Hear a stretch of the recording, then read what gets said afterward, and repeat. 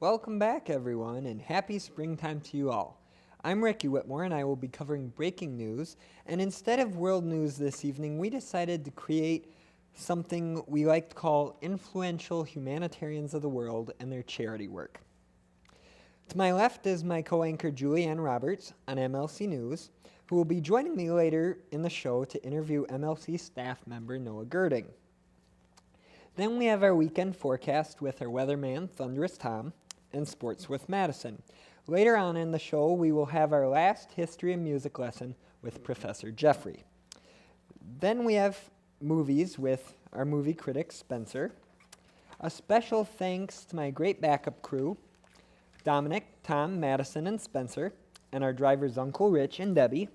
So sit back, relax, grab a few Cadbury eggs, and enjoy this springtime edition of the MLC Today Show. Good evening, and tonight in breaking news, I am going to be talking about the release of the film Soul Surfer. Soul Surfer is a 2011 American drama film about the life of surfer Bethany Hamilton, who lost her left arm in a shark attack when she was 13 years old. The film is directed by Sean McNamara, who based the screenplay on Hamilton's biographical book of the same name and on filmmakers' interviews with the family. Anna Sophia Robb stars as Hamilton, and Dennis Quaid and Helen Hunt star as Hamilton's parents. Film District, which was launched in September 2010, formed a partnership with TriStar Pictures to release Soul Surfer in theaters. The company originally anticipated releasing the film in 300 theaters, but the company was impressed enough with the final product to pursue a release in 2,000 theaters. The film is set for release in theaters in the United States and Canada tomorrow night. And on to inspirational humanitarians around the world. I'm going to be reporting on Princess Diana tonight and her charity work. The charity work of Princess Diana, the people's princess, is very well known. In fact, her charity work, in many ways, is her legacy, as both of her sons have continued in her footsteps, giving substantial time and money doing their own charity work. Diana is noted for two major contributions to humanitarianism, although during her lifetime she was president or patron of over 100 charities. However, her work with landmines and her work on behalf of AIDS patients were forever noted in telling photographs, and consequently, her efforts in these two areas of humanitarianism are most well known. Diana's legacy. In looking back at Diana's legacy, you can see very consistent themes in her causes. She was described as being compassionate, reaching out to those who no one else would visit, and touching those who no one else wanted to touch. And now over to Julianne with MLC News. Since I have MLC News, and this is also a special news, I am going to announce that we are getting ready for our annual gala. For those that don't know what gala is, it is where MLC raises money for the returning students and the incoming students to come out to MLC. It's a scholarship type of thing. I don't know where it is going to be held, but I do know that it's happening on April 30th, 2011. It will celebrate our students, and there will be Vikings cheerleaders. There also will be food to eat and much more. Everyone is getting pumped up for the gala. I know that I am getting very excited about going to my first gala. That's all that I have for MLC News, so let's go to commercial.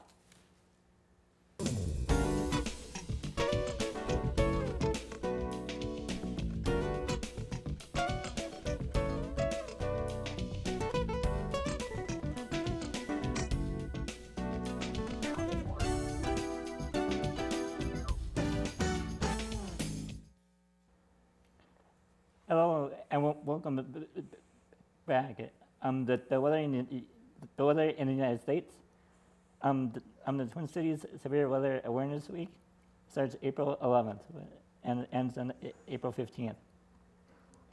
The weekend forecast Friday, April 8th, partly sunny, high of 62 and a low of 42. Saturday, April 9th, at p.m. thunderstorms with a high of 70 and a low of 58.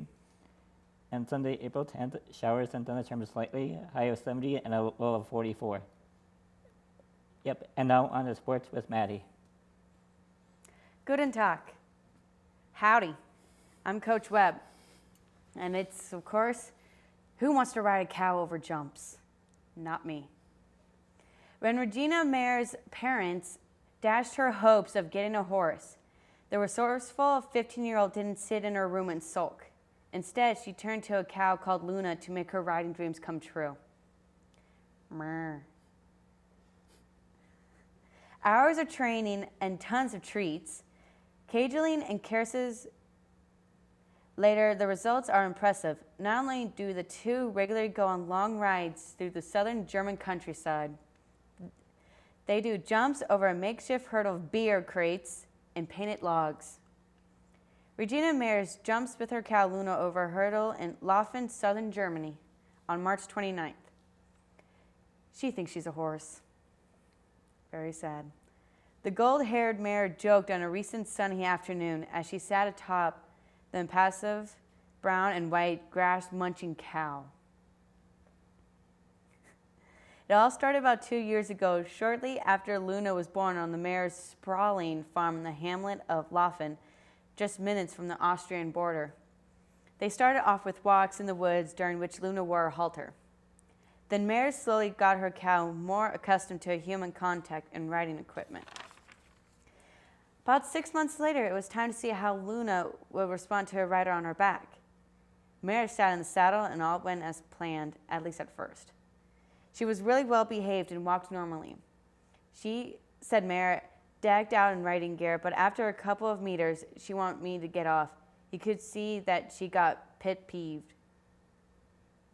Regina Mare gives her cow Luna a treat. Luna and Mare are now soulmates, spending most afternoons together once the teen who inspires to become a nurse one day comes home from school. Mare hasn't given up her hopes of having a horse and may soon get one, but she says Luna will always have a special place in her heart. She'll stay my darling, she said.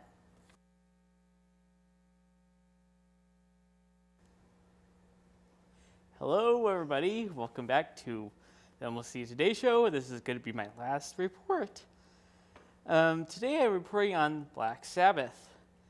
They were formed by Ozzy Osbourne, Tony Iommi, and two others. And they had in the late 60s, and they basically were influenced by rock, of course, and some other genres of music, and they ended up developing heavy metal. And, well, Tony Iommi is the bass player and drummer, as well as Ozzy Osbourne, have left various times throughout the history, but Tony Iommi is the only one that has been there all the way through. Ozzy Osbourne, of course, has also had a very successful solo career, and but they've had various singers and bassists and drummers to replace their core members, and including Rob Halford of Judas Priest for two shows, and and they've been very influential in other bands. And now on to regular history. What I'm talking about today is the American Revolution. Well, basically it was started over when the 13 American colonies were upset after the French and Indian War. The British wanted to, the British Parliament in London wanted to tax the 13 colonies, create new taxes, and the colonists did not feel that it was fair, nor did they felt that they wanted to have input on these new taxes, and so they ended up revolting.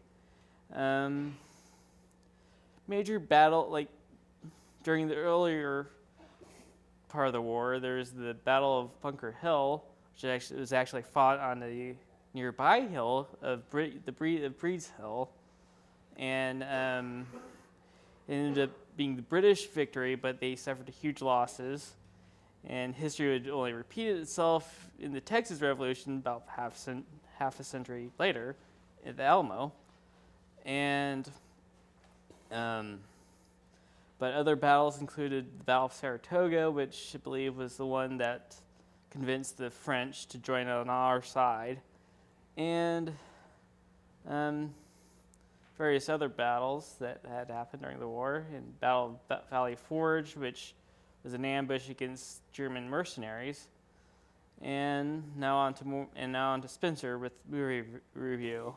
Hi, I'm Spencer, and this is my movie reviews. Today, I'm going to be talking about Escape from New York. Yeah, and this movie was really quite a breakout film for Kurt Russell. Before then, he had been mostly in Disney films. It was kind of the new kid on the block there. But then later on, this was kind of his first foray into more adult theme, more genre-expanding territory, and it's written and directed by John Carpenter, who at this point is my favorite director, and to all of you out there who know anything about film, he's pretty much a god. He made Halloween, the original Fog, Assault on Precinct 13. These are all the originals, not the remakes. And Big Trouble in Little China. I mean, the guy's just gone on to do so much in the world of film, but this is by far, I think, one of his best. The movie concerns in the year 1997, note this film was written in the 70s and directed in the early 80s, so yeah, it ain't exactly a documentary. But the crime rate in America has reached 400%, and the city and Manhattan Island has been turned into a maximum security prison. They've erected a 50-foot containment wall all around the island. All the bridges and waterways are mined, and it's pretty much anarchy in there. They just drop prisoners in there for life and not a nice place you'd exactly want to go.